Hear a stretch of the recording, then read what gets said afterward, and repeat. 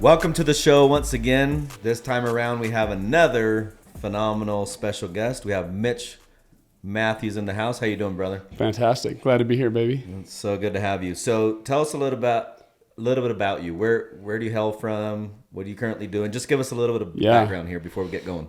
I always say this. I'm a former athlete turned entrepreneur.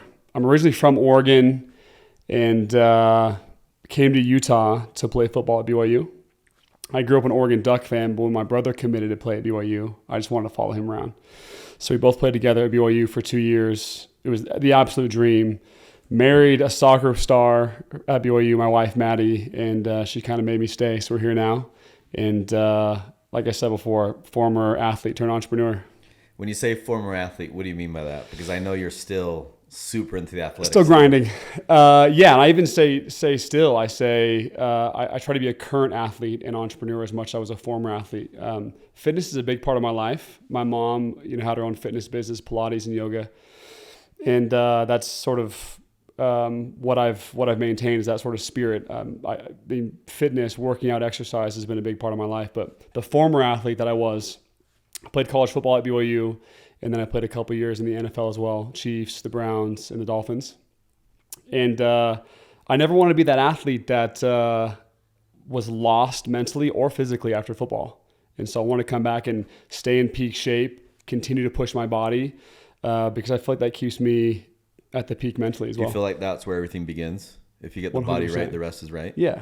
I think a mental change comes after a physical change. Really? Yeah. And not just you don't have to lose body fat to feel confident. There are confident people who don't necessarily have the perfect body, but a physical movement, going for a walk. Like this morning, I decided to walk to get my hair cut, a 5-mile walk, just because I feel like I would have been better on my phone calls that I had on my walk because I'm moving physically, then I'll be sharper mentally. Okay. You know what I mean? No, I get that. So let me ask you this. So your former teammates at BYU and your former teammates at those three teams that you mentioned in the NFL, in you staying in touch with them, are they following the same guidelines that you're following in regards to keeping themselves in peak athletic shape, physical shape?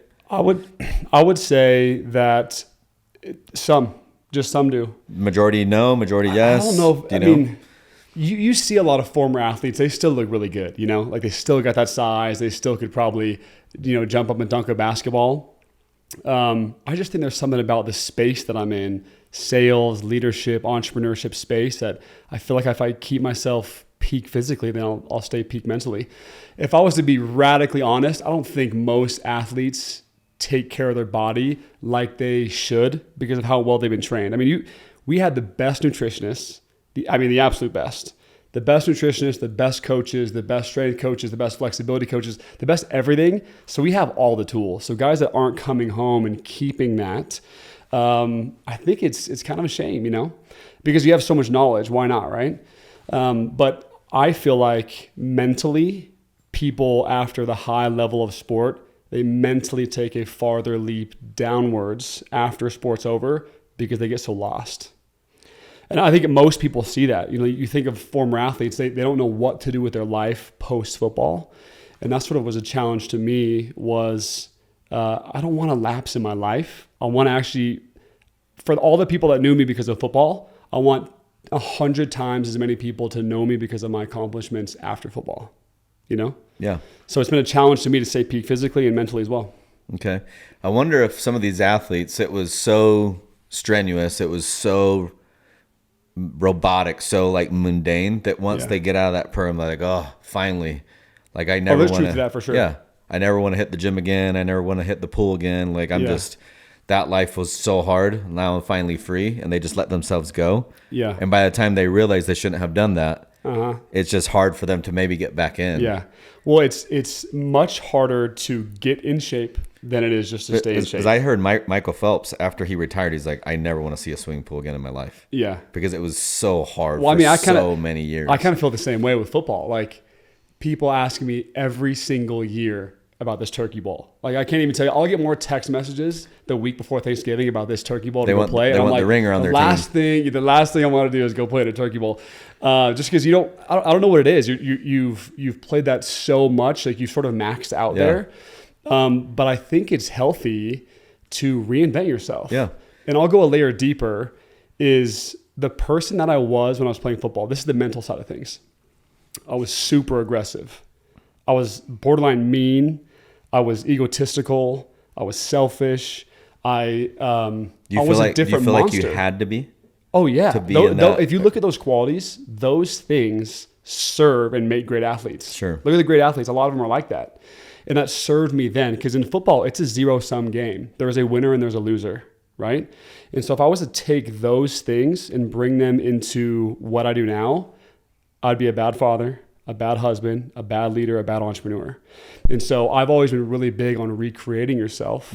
Those things that made me really good at football are actually the things that make me really bad at what I do now. How did you realize that you couldn't take that same ego into this facet of life? Like, what was that aha moment, or was it a lot of aha moments? How did you make that pivot? Yeah, good question. I saw how I treated people after football. I still carry that. Did you see it, or did people let you know, hey, you're treating me terribly? Both. Okay. Yeah. I feel like the leader I was super aggressive. It was, hey, you serve me, you make me money, and then we'll win. Like, you serve me, and that's how we're going to win. And it was totally backwards on my part. And that was the first few years. And the feedback I was getting wasn't the feedback that I wanted. Because the things that people praise you for when you play football, like I'll still get random DMs and messages to this day where people will say, man, I loved watching you play. I loved how aggressive you were. I love how much swagger you had. But those things have to die off for you to be good at the next phase of life. I feel like people need to recreate themselves every 7 to 10 years, because the new generation's different. You have to cater to them a little bit differently. If I was to act the same way I did as a football player in my life now, I'd fail in everything I did. Yeah. And so the feedback I got from people, how I actually felt about myself too, like, man, why do I still get so quick to anger?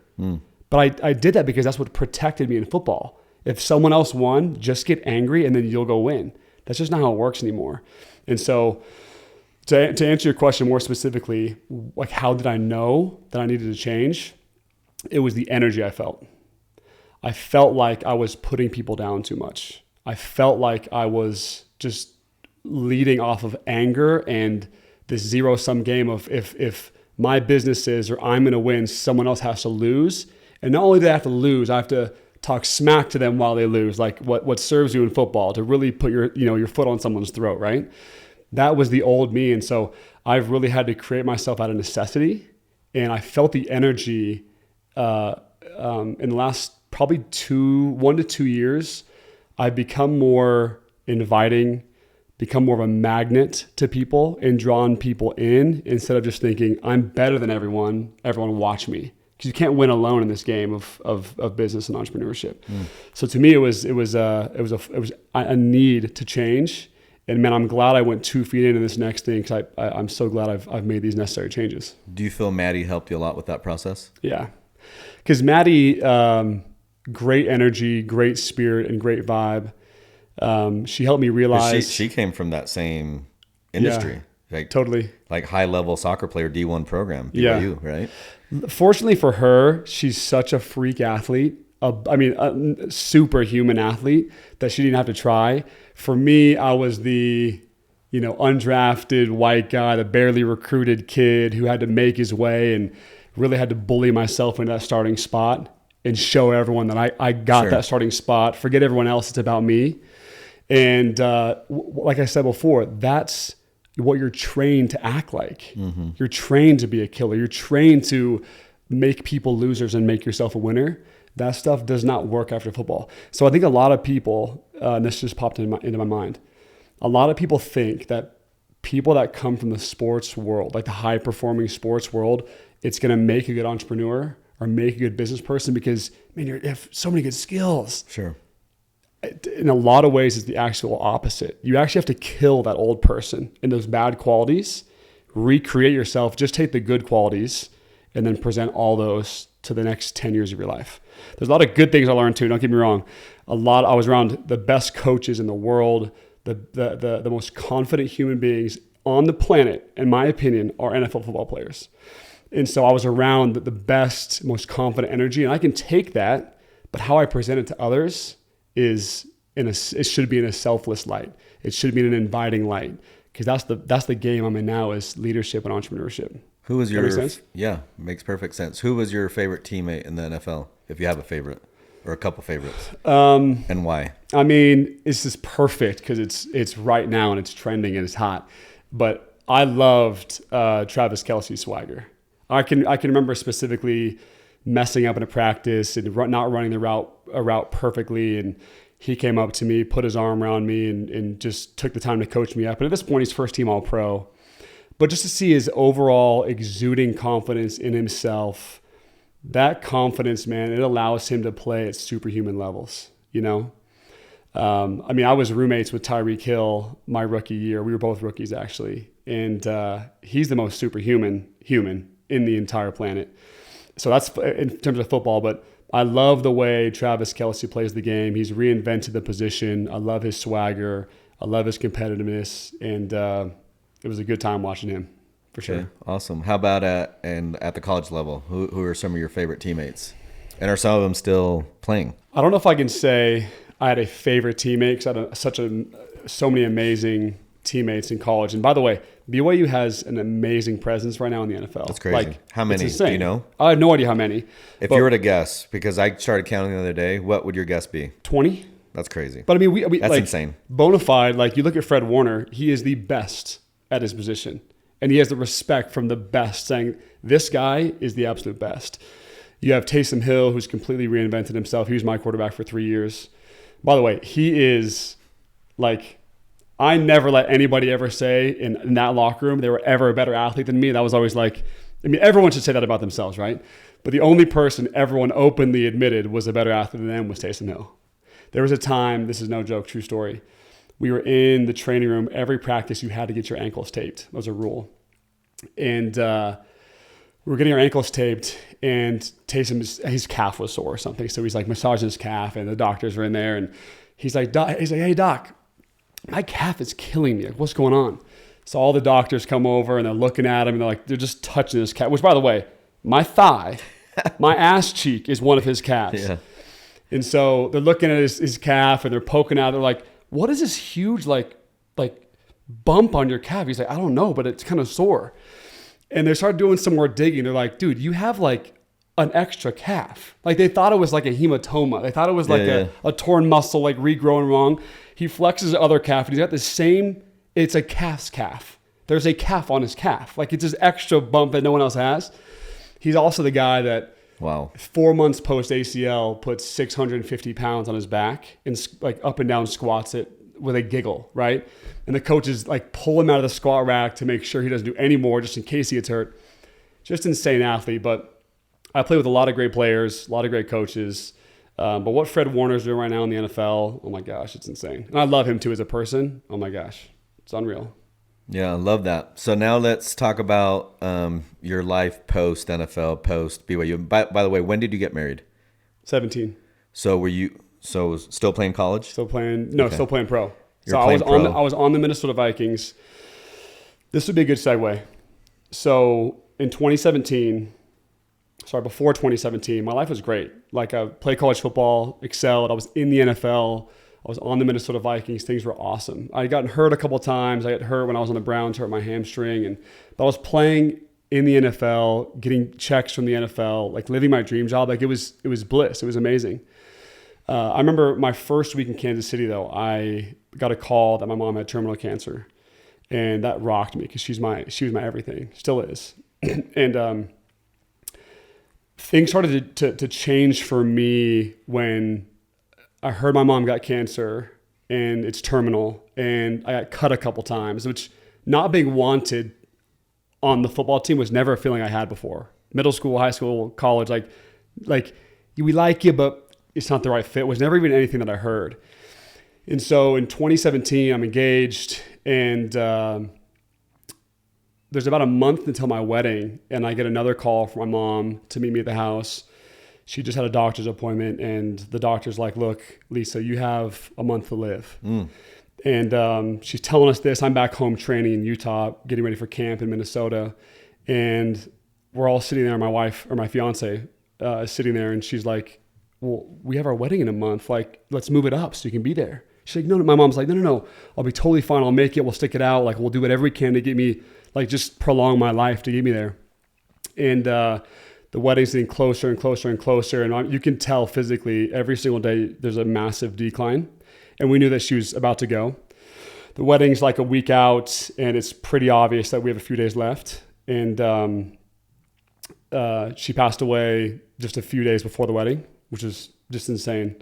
So we had her funeral, I think, on a Thursday, and we got married on a Saturday, 3 days later. And it was just an insanely unique time for me to be, okay, I have a sick mom. I got cut in the NFL twice. I mean, but I'm also having to perform. I'm on the Vikings currently. I got to perform it through all this. And about a month later, the Minnesota Vikings cut me. At this time, and I'm on my couch. My mom had recently passed away. I'm now out of the NFL. The thing that was keeping me optimistic about life was now gone. And that's when I thought it might be over in football. I had no idea. This was my second year. And so I started the business that I have now, which is Anthem. So within a month, my mom passed away. I get married, I get cut from the NFL, and I start this business. And it's been a massive success for me. And after I got released and we started this pest control business that I have now, I actually got called back to the NFL. The Miami Dolphins called me back, and I went and played 4 or 5 months with them. And it was amazing. After that, I hurt my ankle and ended up jumping full time into business, entrepreneurship, just life, getting ready for a family.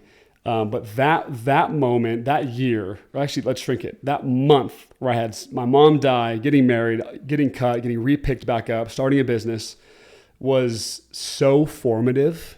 And people have been through way worse than me, but for me, it was so formative. It's going to take a lot for me to break or not win and not be successful.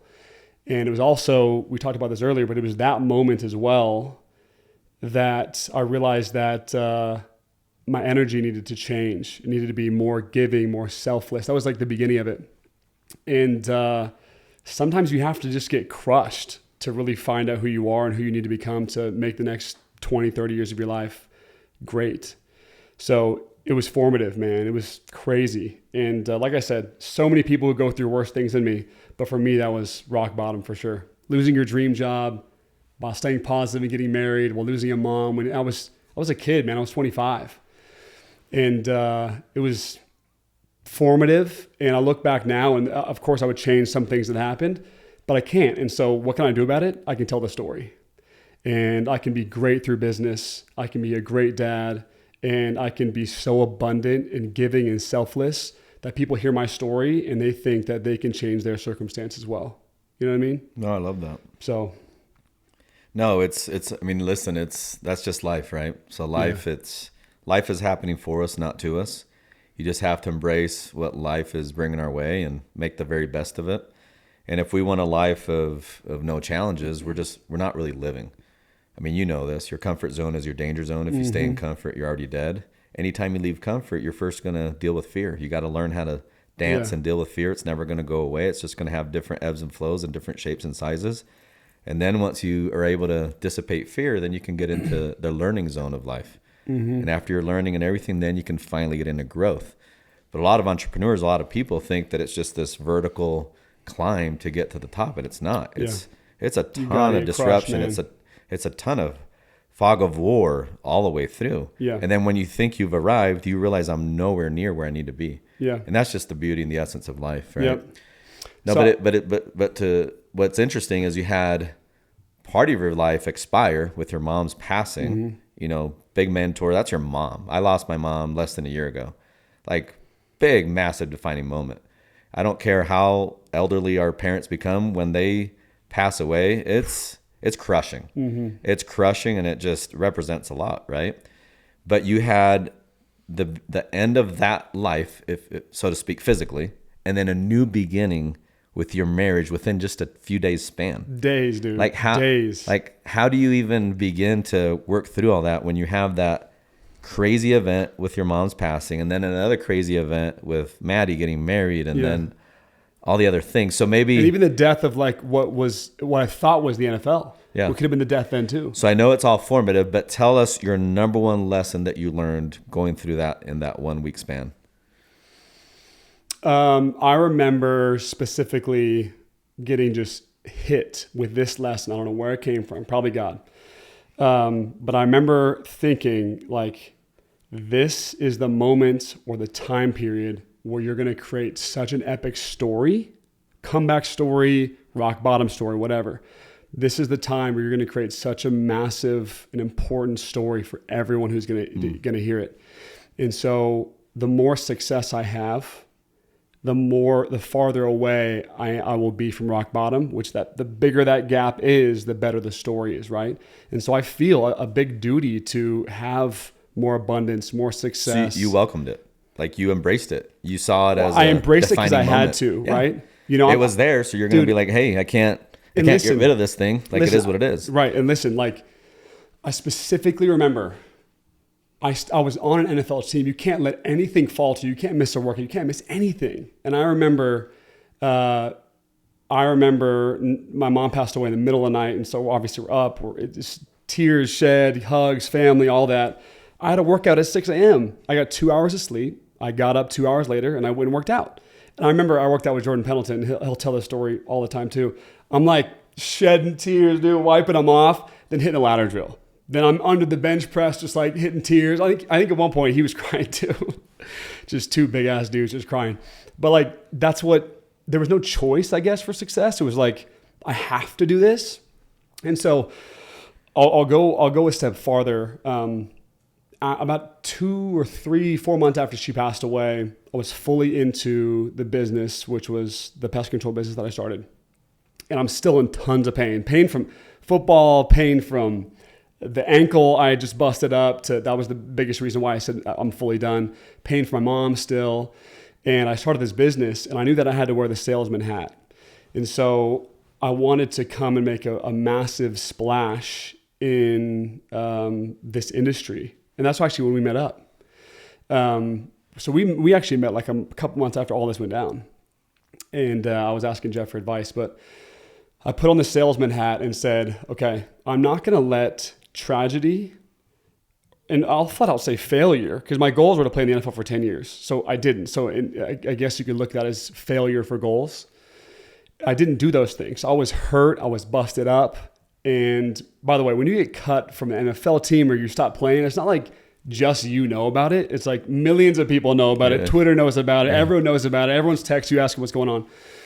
And I decided, because I had learned how to perform on 2 hours of sleep after my mom died and go and hit massively hard workouts, because I had learned to stay on an NFL team and continue to get picked up by new teams after my mom had passed, after other teams had cut me, I had learned to be great even in tragedy and in hard times. And so when I put on that salesman hat at my business, I'm doing door to door. I'm literally limping around door to door and still having to be great, not just manage, but be great at it. And I went out my first year and did what no rookie salesman had ever done and sold 1,000 homes in under 5 months. For the first time a first year sales rep had ever done that. And so the lens I had to look through was, I'd gone through tragedy and hard times, but how do I not just manage? How do I be great through that? And that story alone, whenever I speak and talk to people, is going to resonate with them because everyone's going through something. You know what I mean? Yeah. So let me ask you this. When did you know you would hit 1,000 accounts as a rookie? Oh, before it was done. Yeah. No, I remember that conversation. Before it was done. You told me this is done. It's done. And then the challenge was, Mendez, when I hit it, we're going to steak dinner. And we still haven't yet. We still haven't yet. We will. Because it's going to get better and better. That dinner's going to get better and better. It's going to be juicier, dude. The budgets get bigger every year. And there's get interest on year. it, dude. Yeah. But I'm not joking. I'm not just saying this. But that's what's crazy. So I talk about this all the time. It's the law of the two creations. You first create it in imagination, on paper, in vision, and you'll never outperform your vision, by the way. So that's why our vision has to be crazy, so that our physicality gets pushed with the vision that we've created.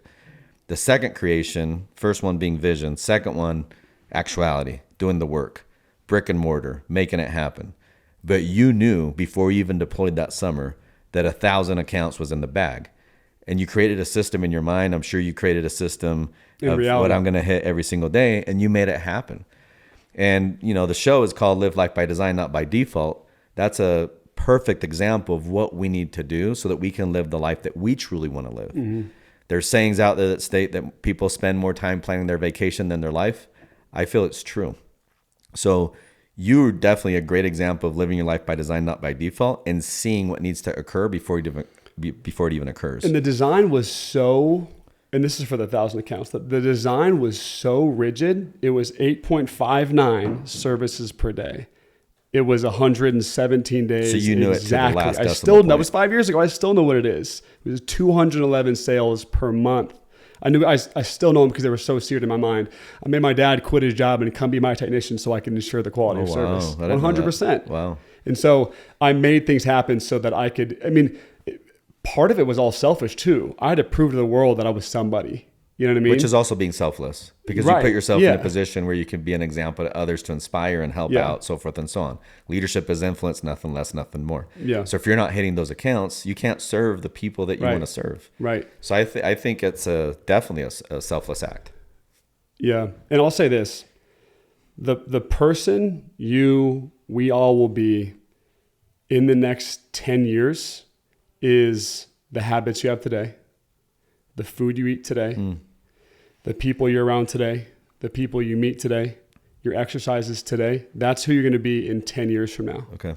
And so because of what happened to me 5 years ago, who I'll be in 10 years from that moment is going to be pretty cool, I believe. That's awesome. Because of what I went through and what I had to show Yeah, during so all those those hard defining times. moments, yeah. So they listen, it sucks when you're going through it.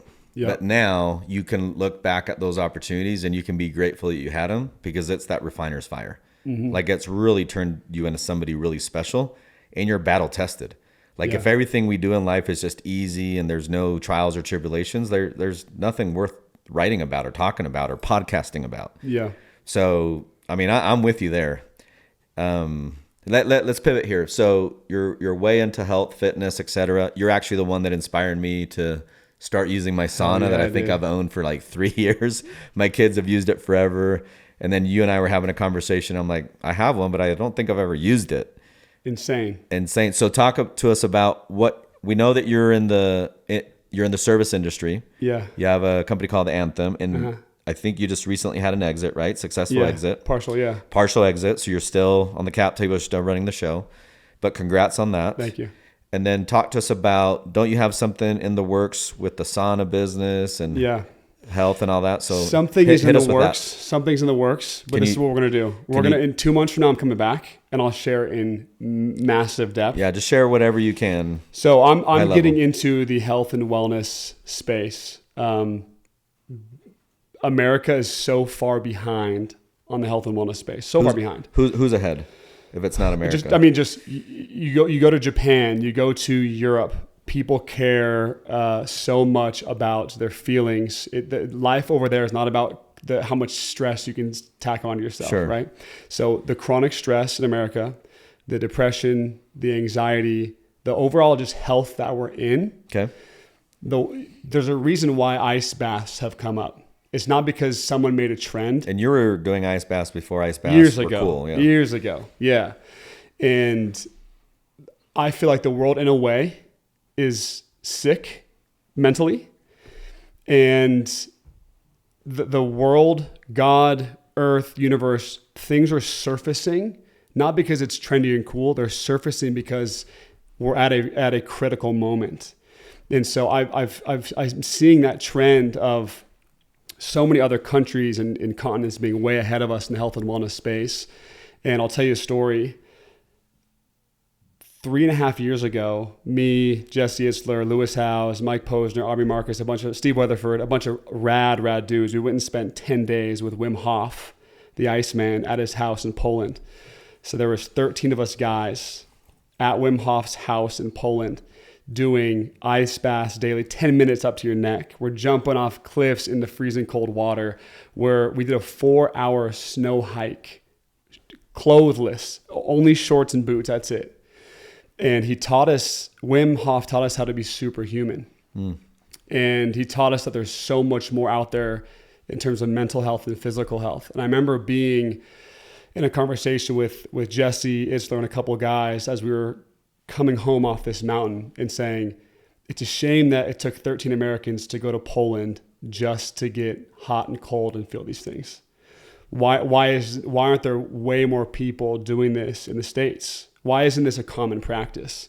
Why isn't being peak mentally more important than seeing who's the most stressed and who starts the most businesses or who tacks on the most things in their life? And I've actually realized that I've accomplished so much more the healthier that I am mentally because I'm more abundant. My vibration is better. I'm huge on energy. My word for this year is energy. I want people that come within 10 feet of me, a phone call with me, to know that I'm a person that they want to do business with based on a feeling alone, no matter what I say. Do you pick a word a year that helps define your year? I try to. So I've done it better this year than ever before. Yeah. So I match the books that I read based on the words. The books I'm reading right now are on vibration and energy. Yeah. And I've become so much more magnetic. I have a goal in 2024 to have 100 new couples at our house to sit in the sauna with me and my wife so they can feel of our family's energy and where we're going. And maybe they want to be a part of it. That's cool. And maybe I can serve them. Do you have your word picked out for 24 or not yet?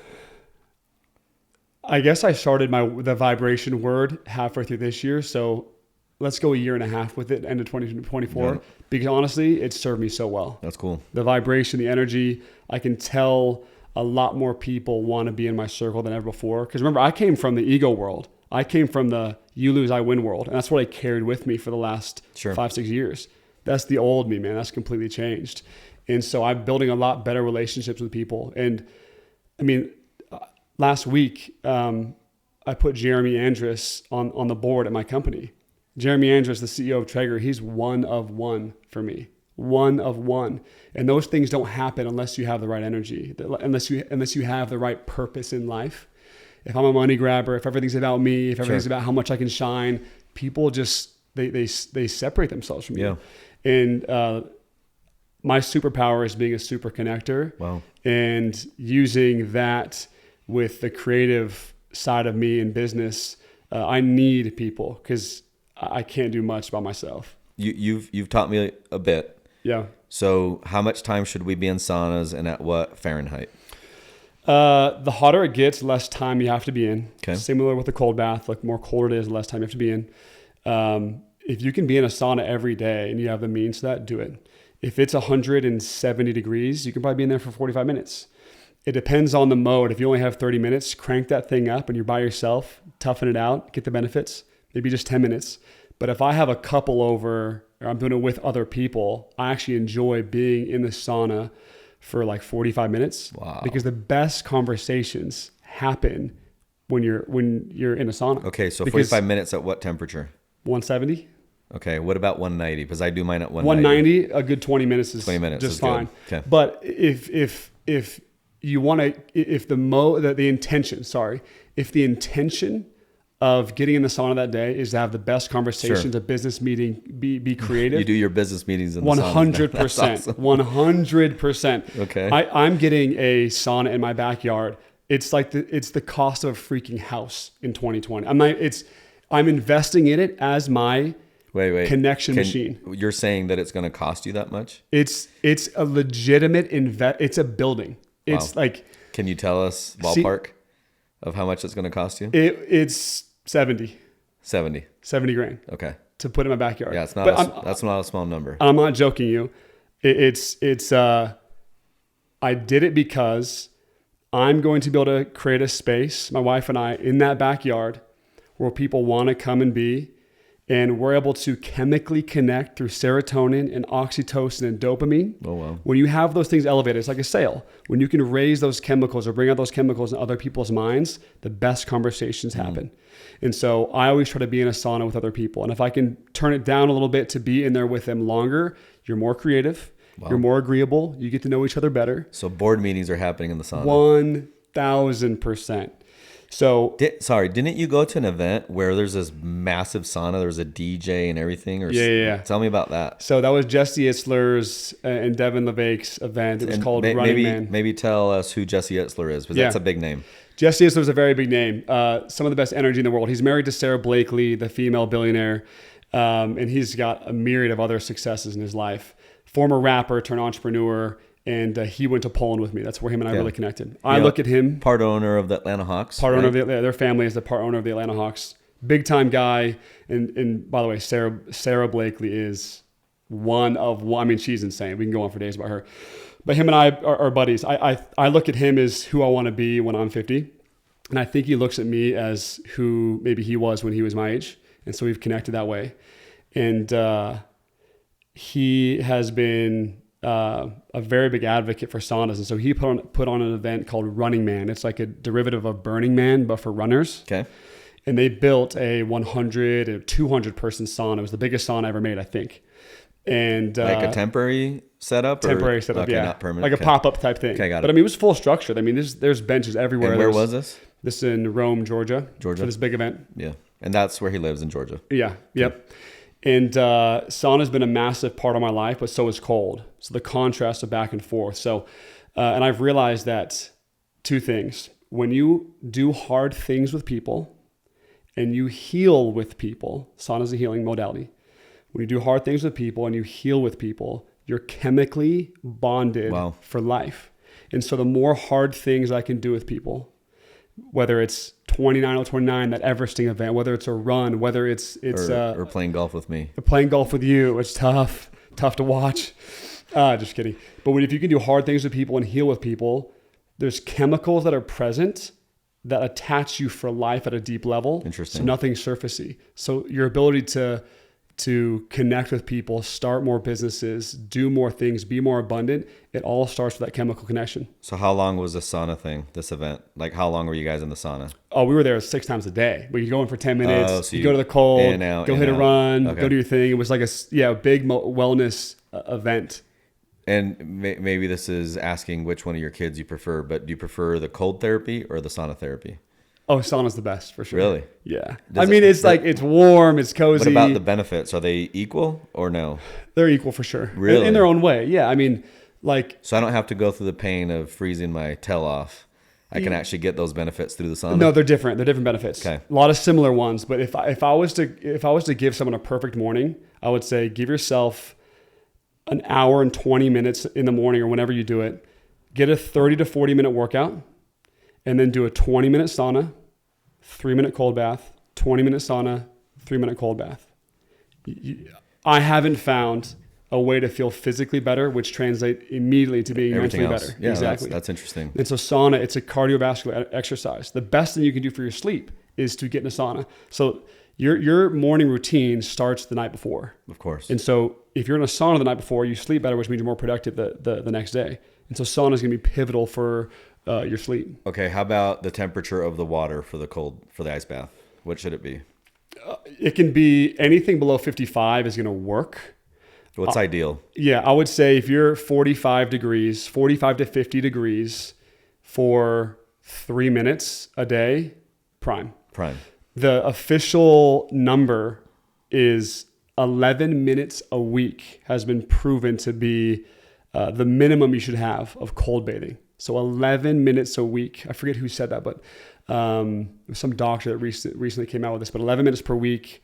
There's something about that number and beyond that you should be hitting. So if it's 4 times a week where you're in a cold bath for 3 minutes, that's 12 minutes that week. And it prolongs your life, right? It's just like any other health modality, eating cleaner, sleeping better, the cold and the hot is going to help you sleep better, which means you're going to live longer and live better while you're living. So any type of health modality is going to help you live longer and live better.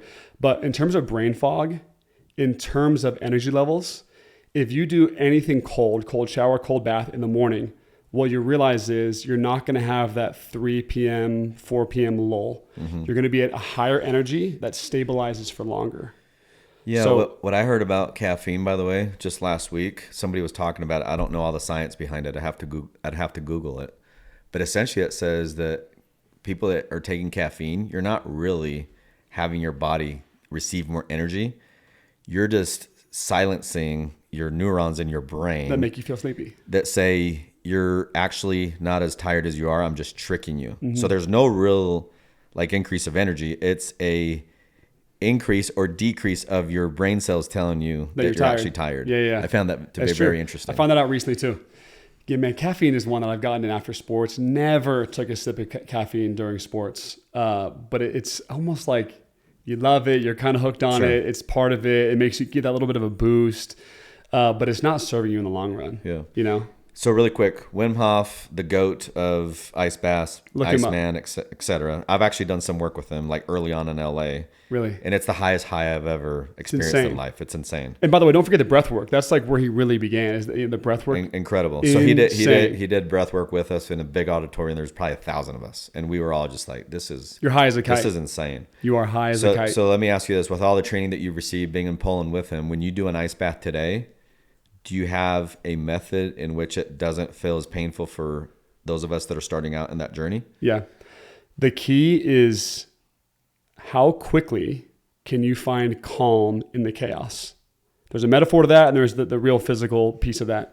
If you slide into a cold bath or a freezing cold river and you freak out, well, you can't get your breath right, which makes you freak out even more and feel this like anxiety and not enjoy it and not be able to get to peak benefits the fastest. Sure. The key is to find calm in the chaos as quickly as possible. So what I do is I try to slide into a cold bath or a cold river like a ninja. I don't let it affect me. Do you do breath work beforehand? You don't do breath work ever in the water. But no, say you beforehand. can before. You don't have to, but you can. Because if you do the breath work, you almost don't feel that same Yeah. pain. You're just more present. You're more calm already. Okay. So it'll help you, like I said, slide into the water like a ninja. And it's deep breath in and then a 4-second breath out. It allows you to control that freak out and that flex of your chest, because the purpose is to see how quickly you can get calm in this freezing cold chaos. Fight or flight. Yeah. And then the metaphor side of that is in your life, if you're unfazed by really hard things and you're able to breathe through it. I mean, even if you're feeling so flustered, take 3 deep breaths. It completely changes your mental state. That's the whole premise of swallow the frog, right? If you eat a frog every day in the morning, the rest of the day is pretty easy because you just swallowed a freaking frog, which sucks. Exactly. So you're climbing Everest at the beginning of the day. That way your life challenges of that day are minuscule. Yeah. So for sake of time, we can go on for days. This is super impactful. Let's do it again. This is incredible. So I want to finish off with this. And this is usually the question that I end the show with all my guests. So the name of the show is Live Life by Design. We want to be the CEOs of our own life. We want to be in control of, us, right? And still allowing life to happen for us, not to us. So give us some advice when you consider live life by design. It could be anything in the whole person paradigm. It could be something social, intellectual, physical, spiritual, anything at all.